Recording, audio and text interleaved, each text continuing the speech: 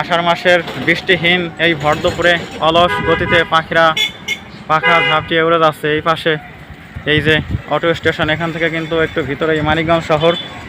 আর এখানে বেলথা ব্রিজের একেবারে সুন্দর ভিউ। 297 মিটার দীর্ঘ এই বেলথা সেতু দেখতে আপনাদের কেমন লাগলো তা অবশ্যই কমেন্ট করে জানাবেন।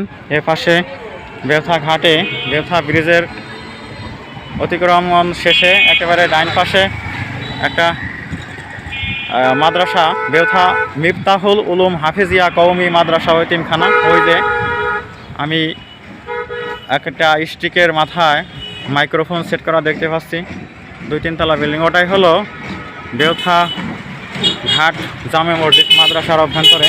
এই জামে মসজিদটাও অত্যন্ত সুন্দর, একেবারে মেটে কালারের সুন্দর মসজিদটা। আমি আরেকটু সামনে যাচ্ছি মসজিদটার সুন্দর ভিউ আপনাদেরকে দেখানোর জন্য। আমার সাথেই থাকুন আর চ্যানেল সাবস্ক্রাইব করতে ভুলবেন না। লাইক করবেন, কমেন্ট করবেন, আমাকে উৎসাহিত করবেন, এ কামনা রইল আপনাদের প্রতি। ওই যে বন্ধুরা, ওই যে দেখুন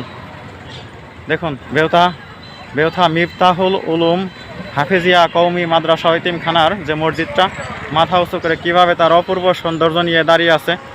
তা বন্ধুরা, ধন্যবাদ আপনাদেরকে। আপনারা সুখে থাকুন, ভালো থাকুন।